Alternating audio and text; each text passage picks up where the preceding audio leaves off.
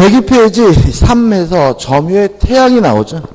태양이라는 말 뜻은 모습이라는 뜻입니다. 점유의 모습 이렇게 나와 있는데 1번 자주점유와 타주점유가 나오죠.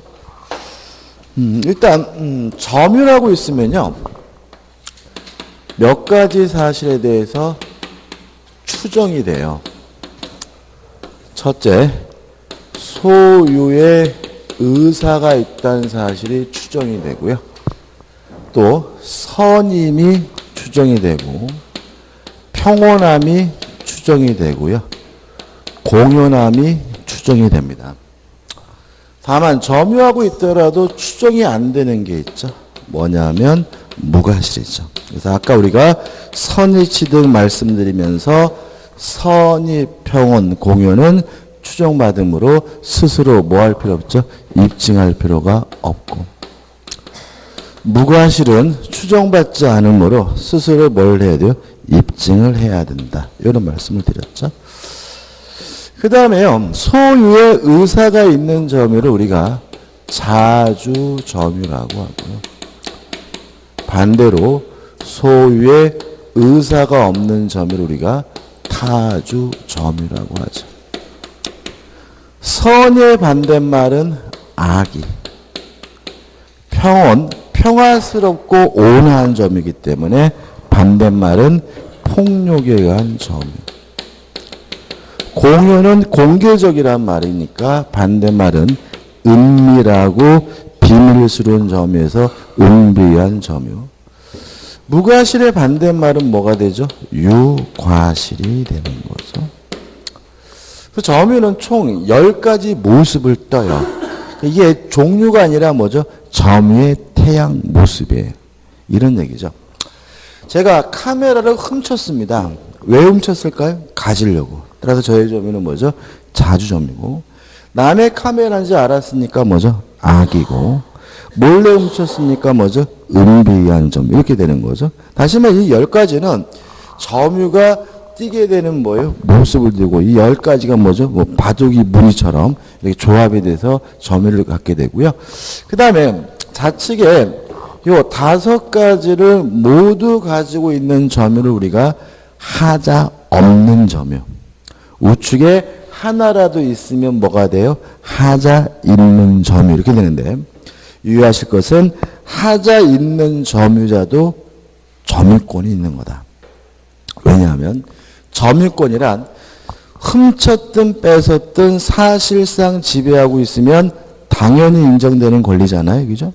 그러니까 결국은 악의 점유자도 뭐가 있어요? 점유권이 있고, 폭력에 의한 점유자도 뭐가 있어요? 점유권이 있는 거죠. 그래서 과거의 시험에 악의 점유자는 점유보호청구권을 행사할 수 없다. X. 악이라 하더라도 점유권이 있으니까 점유보호청구권을 뭐 할 수 있죠? 행사할 수가 있는 거죠. 첫 번째가 이제 자주와 타주죠. 생각해 볼 것은 구별하는 기준이죠. 뭘 가지고 구별하느냐? 이 문제에 대해서 우리 판례는 주관적 의사는 고려하지 않고요. 점유를 개시하게 된 원인을 가지고 객관적, 외형적으로 따져야 한다는 것이 우리 판례 입장입니다. 따라서 속으로 무슨 생각을 하고 있든지 객관적, 외형적 원인이 매매거나 교환이거나 증여면 자주점유고요. 객관적, 외형적 원인이 임대차다, 사용대차다. 그러면 빌린 거니까 뭐죠? 타주점유가 되는 거죠. 이것도 중요한데, 요 매매가 무효래도 자주점유예요. 왜냐하면 매매 계약을 했는데 그 매매가 무효면 소유권을 가질 수는 없죠. 그렇지만 왜 무효인 매매 계약을 했습니까? 가지려고. 따라서 소유의 의사가 있기 때문에 뭐예요? 자주점유예요. 매매 목적물이 매도인 게 아니라 남의 거예요. 타인 소유물이라 하더라도 무슨 점이에요? 자주점유고, 또 매도인에게 처분권이 없더라도 뭐예요? 자주점인 거죠. 여기서까지 문제 없는데 문제는 우리 판례는 무효래도 자주고 타인 소유물에도 자주고 처분권이 없더라도 뭐예요? 자주인데 그 사실을 알면서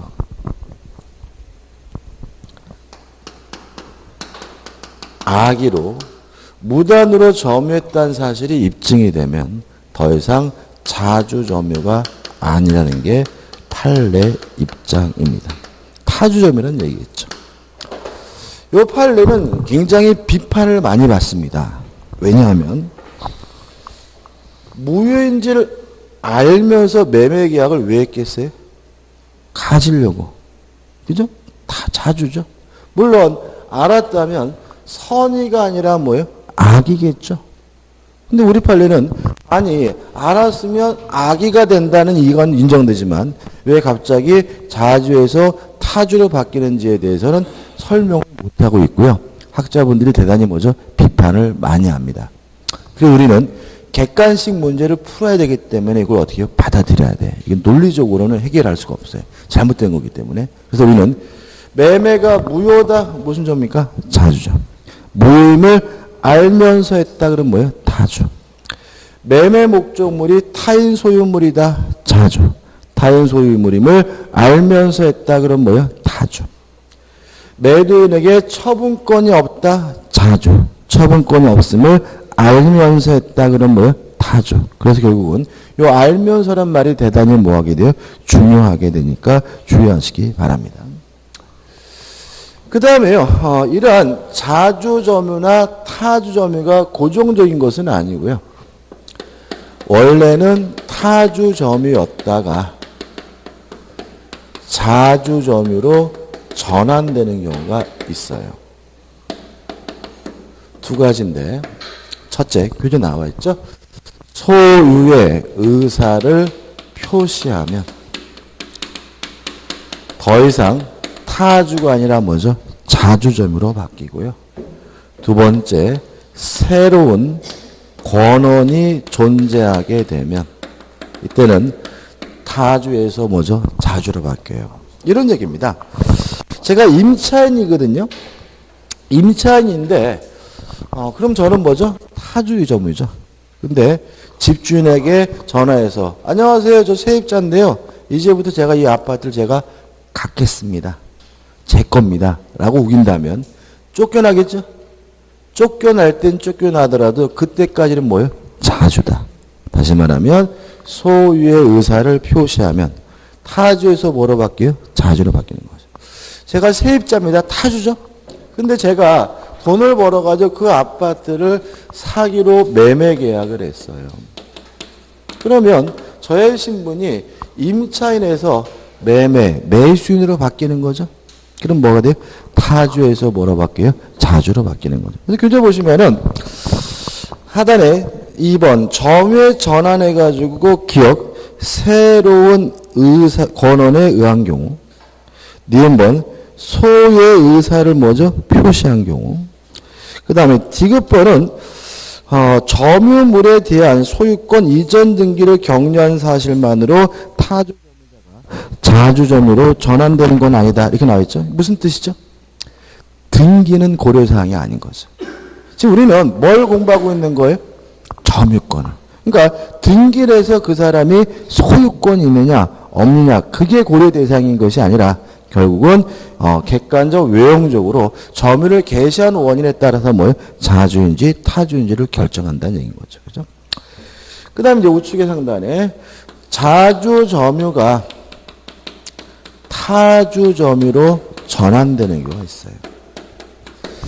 이거는요, 한 가지를 기억하시면 되는데, 쉽게 말하면, 인도해줄 의무가 발생하게 되면, 자주에서 뭐죠?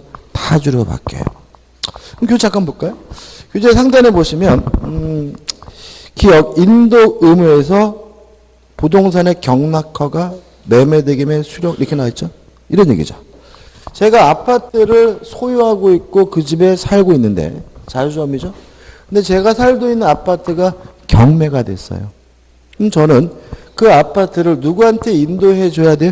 경락인에게 인도해 줘야 되니까 더 이상 자주가 아니라 뭐죠? 타주라는 거죠. 제가 그 아파트를 팔았어요. 팔고 매매 대금을 받았다면 그 아파트 매수인에게 인도해 줘야 되겠죠? 그래서 저는 자주에서 뭐로 바뀌어요? 타주로 바뀌는 거죠. 니은번도 마찬가지입니다. 부동산 매매 계약이 해제된 후 매수인의 점유예요. 자, 그럼 보세요. 매매 계약을 했으면 매수인은 무슨 점입니까? 자주 점유인데. 그죠? 매매 계약이 해제가 됐어요. 돌려줘야죠. 뭐가 생깁니까? 인도해줄 의무가 생기니까 자주에서 뭐로 바뀌어요? 타주로 바뀐다. 그래서 이거를 개별적으로 기억하는 게 아니라 자주 점유자에게 뭐가 발생하면요? 인도 의무가 발생하면 뭐죠? 자주에서 뭐로 바뀝니까? 타주로 바뀌는 거죠. 그 다음에 2번 선의 점유와 악의 점유 이렇게 나와 있는데 조심할 것은 뭐냐면 3번에 가지고 판례가 나오는데 판례는 뭐 큰 의미는 없고 중요한 것이 뭐냐면 197조 2항이에요. 법조문이죠. 읽어볼게요. 선의 점유자라도 본권에 관한 소에서 패소한 때는 그 소가 제기된 때부터 악의 점유자로 본다. 이렇게 나와 있죠. 그죠? 자, 여기서 이제 좀 그림을 좀 그려봐야 돼요. 자, 이런 문제죠. 점유자가 점유하고 있었는데 소송이 제기됐어요. 근데 이것이 가슴 아프게도 점유자가 패소를 했고요. 그래서 이 목적물을 뭐 하게 됐어요? 반환하게 된 거죠. 그럼 여기서 생각해 볼 것은 이 사람은 자주였다 하더라도 타주 점유가 돼요. 왜요? 인도해 줄 의무가 생기죠. 언제? 패소 판결 확정 시. 따라서 패소 판결 시부터 반환할 때까지 무슨 점인 거죠? 타주 점인 거죠. 그 다음에 또 선의에서 뭐로 바뀌어요?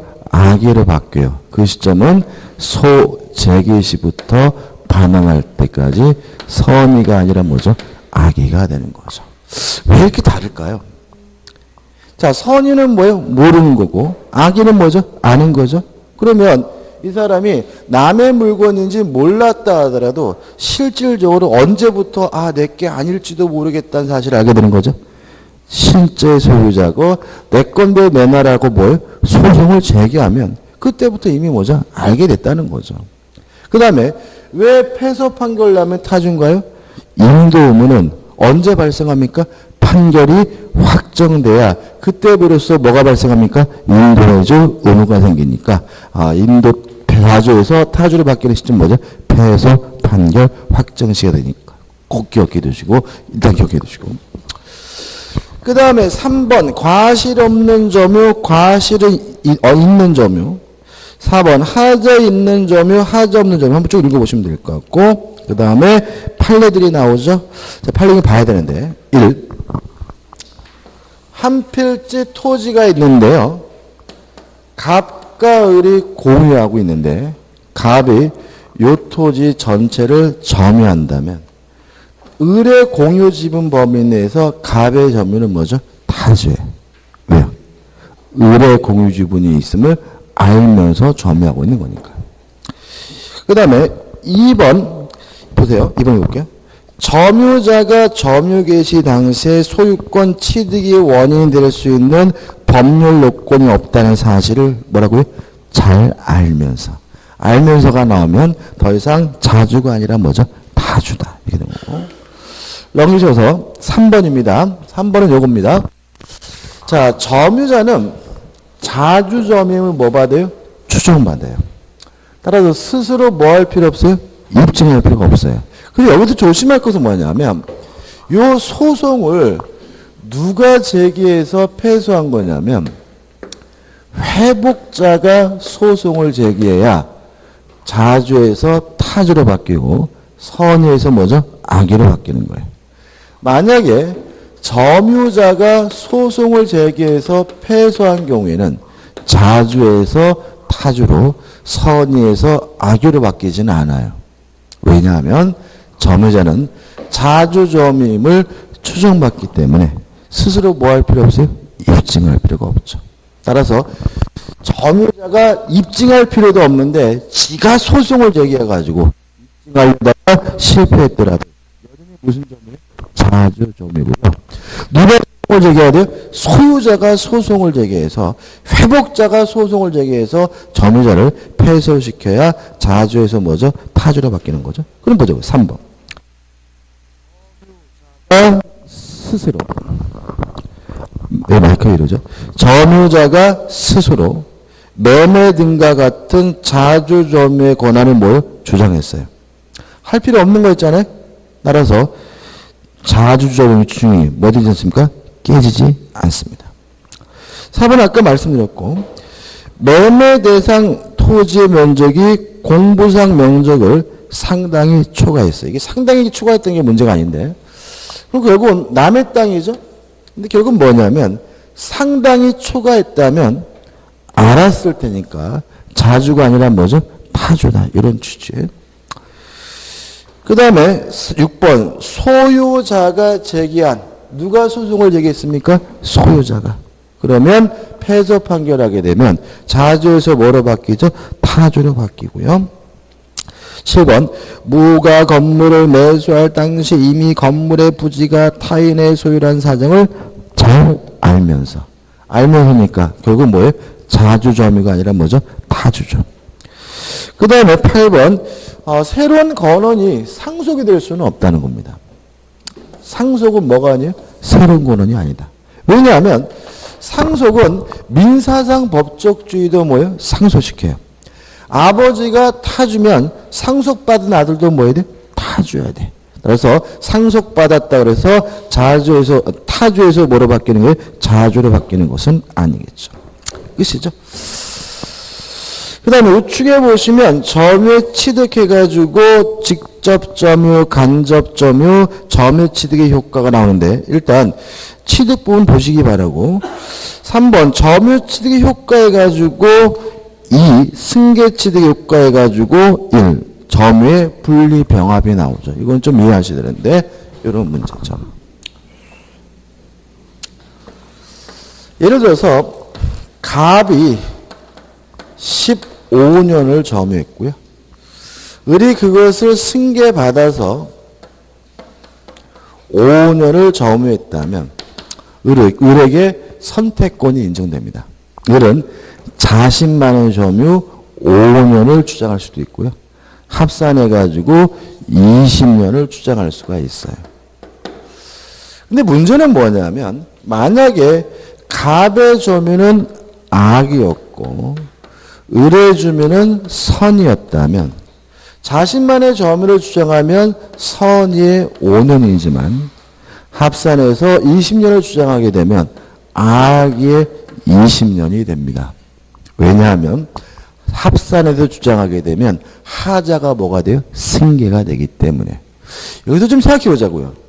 이런 선택권을 왜 인정할까요? 취득수와 관련돼요. 그죠? 20년 동안 타인의 부동산을 점유하고 있으면 뭐 할 수 있죠? 취득수 할 수 있는데 요 점유는 자주 점유면 되고요. 평온하고 공연하면 되고요. 선악 불문하고 과실의 점도 불문해요. 따라서 악의 점유자라 하더라도 20년 지나면 뭐 할 수 있어요? 취득수 할 수 있어요. 근데 문제는 재판이라는 것이 항상 승소한다는 보장은 없죠.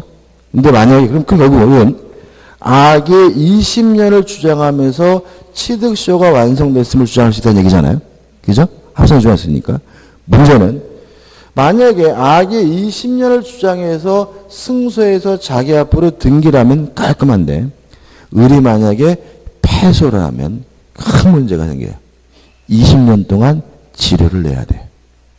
왜냐하면 악의 점유자는 뭐가 없어요? 과실수취권이 없으니까요. 그래서 만약 을의 입장에서는 취득시효 주장해도 재판은 질 것 같아요. 그럼 깔끔하게 뭐죠? 선의 5년을 주장하는 게 나아요. 그리고 땅은 못 뺐지만 지료는 안 내도 되니까. 근데 만약에 취득시효를 주장해서 승소할 자신이 있으면 차라리 뭐죠? 악의 20년을 주장해도 상관이 없어요. 이해해 두시고. 근데 마지막으로 갑에서 을로 상속이 이루어졌다면 이때는 을은 악의 20년만 주장해야 되고요. 선의의 5년은 주장할 수가 없어요. 왜냐하면 상속은 민사상 법적주의도 뭐예요? 승계시켜요. 아버지가 악이면 뭐죠? 아들도 뭐예요? 악해야 돼. 끝이죠. 그 다음에 5번 점유권의 소멸에서 상식적인 얘기 나오니까 한번 읽어보시고요. 넘겨보시면 점의 효력해서 1, 점의 추종적 효력해서 1, 태양의 추종 요거죠. 자주점유 선의평온 공연함이 뭐죠? 추정된다. 무과실은 추정되지 않고요. 2번 권리의 적법 추정입니다. 교재 한번 읽어볼게요. 1. 물주법 밑에 점유자가 점유물에 대하여 행사하는 권리는 이렇게 나와 있잖아요. 근데 이 권리가 결국은 뭘 말하냐면 소유권을 말해요. 옆에다가 소유권 이렇게 메모하자고요. 그럼 이렇게 됩니다. 점유자가 점유물에 대하여 행사하는 소유권은 적법하게 보유한 것으로 뭐죠? 추정합니다. 무슨 말이냐? 저는 이 안경에 대해서 점유하고 있죠. 여러분들이 저를 어떻게 생각하고 계세요? 저 인간이 저 안경 주인이구나 이런 얘기죠. 다시 말하면 저는 이 안경을 점유하고 있으므로 무엇을 추정받는 거죠? 소유자를 추정받는 거죠. 근데 문제는 여기 200조인데 이 규정은 동산에만 적용되는 거다. 부동산의 경우에는 점유하고 있다는 이유로 소유자임을 뭐 받지 못해요? 추정받지는 못하죠. 부동산은 누가 소유자임을 추정받고 있습니까? 등기하고 있는 사람이 소유자임 뭐죠? 추정받습니다. 결국은 동산은 점유하고 있는 사람이 소유자임을 추정받고요. 부동산은 뭐예요? 등기하고 있는 사람이 소유자임을 추정받습니다. 인적 범위를 보지 마세요. 이게 좀 옛날 판례들이기 때문에 의미가 없고. 그 다음 1번에서 뭐가 나오나요? 점유자와 회복자의 관계가 나오고요. 굉장히 중요합니다. 이 점유권에 대해서도 시험 문제를 반드시 한 문제를 내요. 많이 낼 때는 두 문제. 그래서 반드시 내는 게 뭐냐면 점유자와 회복자의 관계. 이걸 반드시 내요. 그리고 나머지 부분은 뭐예요? 낼 때도 있고 어떻게요? 안 낼 때도 있어요. 그래서 이 점유자와 회복자의 관계는 반드시 내는 부분이니까 반드시 뭐 하셔야 돼요? 숙지하시고 이해하시고 확실하게 뭐 하셔야 돼요? 정리를 하셔야 되는 거죠. 그죠? 자, 이런 문제죠.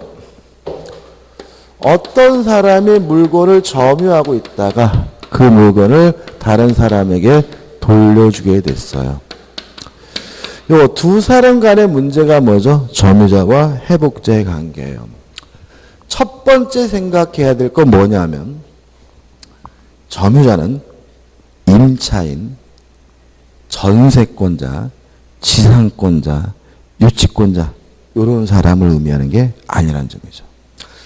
왜냐하면 지상권이다, 유치권이다, 전세권이다 이렇게 뭔가 이유를 가지고 점유하는 사람들은 개별적으로 따로따로 민법에 뭐가 되어 있어요? 규정이 되어 있어요.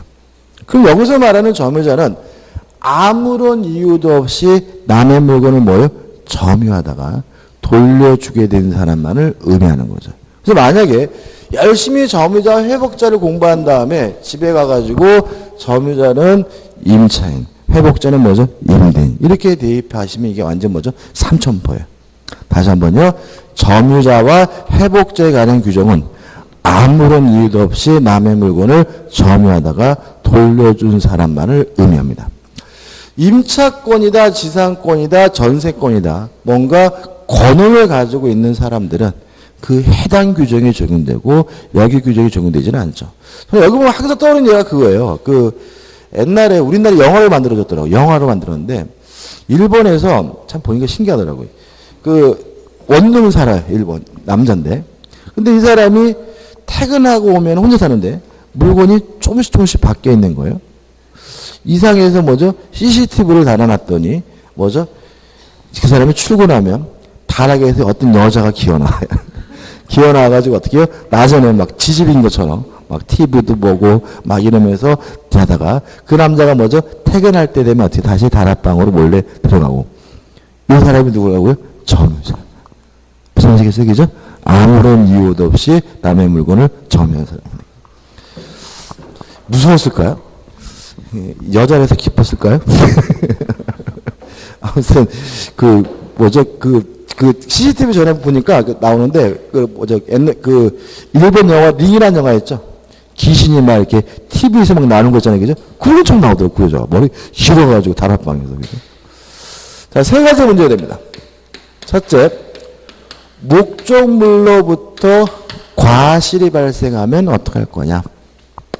첫째, 선의의 점유자에게는 과실 수취권이 있습니다. 따라서 수취한 것을 부당이득으로서 반환할 필요도 없고요. 또 지료나 차임을 뭐 할 필요 없죠? 지급할 필요가 없다. 왜냐하면 선의의 점유자는 뭐가 있기 때문에 과실 수취권이 있으니까. 다만 악의 점유자는 과실 수취권이 없습니다. 따라서 수취한 과실은 어떻게 해야 돼요? 부당이득으로서 반환을 해줘야 되고요. 또 지료나 차임을 뭐 해야 됩니까? 지급해야 합니다. 뭐라면요? 악의 점유자라면. 다만 수취하지 못했다면, 특히 과실로 인해서 수취하지 못했다면 그때는 대가라도 뭐예요? 보상을 해줘야 됩니다. 그런데 대가라도 보상하기 위해서 뭐가 필요하죠? 과실이 필요하다는 거죠. 그죠? 이런 얘기죠. 제가 개를 키우는데 남의 집 개인지 몰라요. 선이에요. 근데 그 개가 몰랐어요? 새끼를 낳았다면 저에겐 과실 수취권이 있으니까 그 개를 뭐예요? 가질 수 있고 돌려줄 필요가 없는 거죠. 근데 남의 집인지 뻔히 알면서 개를 데리고 있는데 그 개가 뭐죠? 새끼를 낳았다면 저는 과실 수취권이 없으니까 그 새끼를 뭐 해야 돼요? 돌려줘야 되는 거죠. 그죠? 근데 문제는 제가 만약에 전혀 신경을 안 써가지고 새끼 중에 몇 마리가 죽었어요. 그러면 저는 과실을 뭐 하지 못한 거죠? 수취하지 못했으니까 이때는 대가라도 뭘 해야 돼요? 보상을 해야 된다. 이런 거죠. 그죠? 여기서 문제가 있습니다. 어떤 문제가 있냐면 우리 민법은 선이면 과실 수취권이 있고 악이면 과실 수취권이 없다를 규정해 놨고요. 선이 무과실까지는 요구하지 않는다는 거죠. 따라서 선이지만 과실이 있는 점유자도 뭐 할 수 있어요? 과실을 수취할 수가 있고요. 부당이득으로서 반환할 필요도 없고 부동산이면 지료나 차임을 지급할 필요는 없습니다. 그런데 문제는 이렇게 되면은 결국 상대방이 피해를 입죠. 뭐 때문에? 과실 때문에. 그러면 고의나 과실로 타인에게 손해를 끼치는 게 뭐죠? 불법행위잖아요. 그럴 때는 불법행위를 원인으로 뭐는 해줘야 돼요? 손해배상은 해줘야 된다. 까지 이해하십니다. 예를 들어서 가장 쉬운 예는 이런 거죠. 사과나무가 있는데요. 이 사과나무가 현재 갑이 점유하고 있어요. 근데 실제로는 이 나무가 을의 소유예요. 근데 갑은 이 나무가 을의 소유인지 몰랐어요. 선이죠. 근데 주의를 기울였다면 을의 나무라는 사실을 충분히 알 수가 있었어요. 그럼 뭐가 있는 거죠? 과실이 있는 거죠. 그렇죠? 근데 가을이 돼가지고 이 사과나무에서 사과를 예를 들어서 2박스를 땄어요. 사과 을에게 줘야 되느냐? 줄 필요는 없다. 왜냐하면 선이고 과실이 있더라도 뭐가 있는 거죠? 과실 수취권이 인정이 되니까요. 그럼 결과적으로 을은 갑의 과실 때문에 뭘 입어요? 손해를 입었죠. 따라 을은 갑에게 사과 자체를 달라고 요구할 수는 없지만 불법행위를 원인으로 뭐는 청구할 수 있어요? 손해배상은 청구하게 된다. 이렇게 되는 거죠. 그래서 잠깐 볼까요? 과실의 점유 취득해가지고 하다는 일, 선의 점유자는 뭐죠? 과실수취권이다. 우측에 맨 위에 보시면 이 선의 점유자는 과실 취득권이 있지만 그에게 뭐가 있으면요? 과실이 있는 경우에는 불법 행위로 인한 손해배상 책임을 어떻게 해요? 진다. 따라서 과실이 있더라도 뭐가 있습니까? 과실수취권이 있지만 불법 행위를 원인으로 뭐는 해줘야 돼요? 손해는 배상해 줘야 되는 거죠. 그 다음에 이제 3이죠. 자, 이겁니다. 자, 소가 제기되면 더 패소하면 언제부터 악이죠? 소 제기 시부터 반환할 때죠. 따라서 요때부터 차임이나 치료를 지급해야 된다. 이런 논리가 나오는 거죠. 그죠? 자, 본권에 관한 소에서 패소했습니다.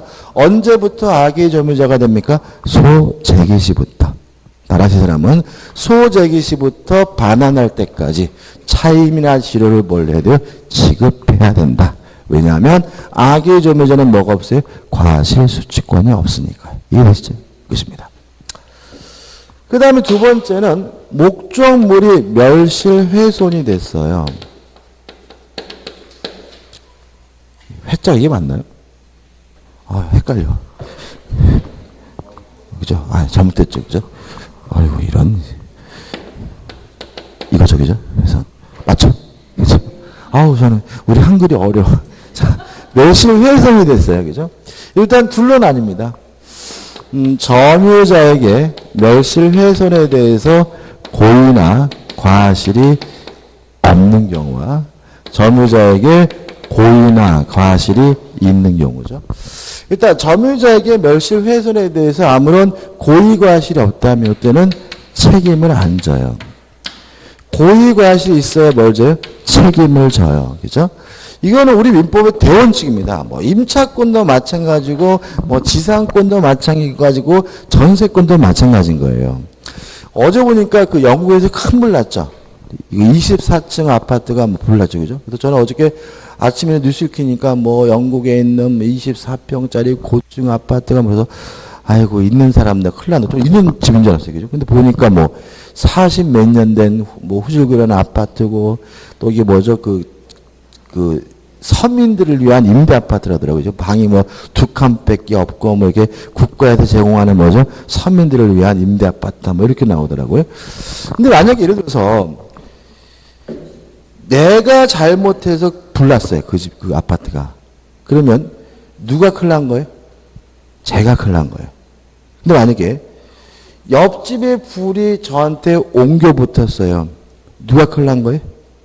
집주인이 큰일 난 거예요. 왜 그러냐면 점유자든 임차이든 전세권자든 책임을 지려면 뭐가 필요해요? 고의과실인 거죠. 근데 만약에 옆집에 불 붙은 게 저희 집에 옮겨 붙었다면 저한테는 아무런 고의과실이 없으니까 집주인이 큰일 난 거예요. 왜요? 집 망가졌으니 고쳐야죠. 저는 아무런 책임을 안 지니까 저한테 뭐예요? 전세금, 임차보증금을 반환해야 되는 거죠. 근데 만약에 제가 잘못을 했는데 집이 불났어요? 그럼 누가요? 제가 책임져야죠? 그러니까 결국은 뭐예요? 수리비를 이 집주인은 전세금, 보증금에서 뭐 할 수 있어요? 깔 수가 있고 이렇게 되는 거죠. 그래서 모든 책임은 무엇을 전제하는 거죠? 고의나 과실을 전제하는 거죠. 그래서 아까 말씀드린 그 노숙자 그 아가씨가 몰래 들어와 사는데 불났다.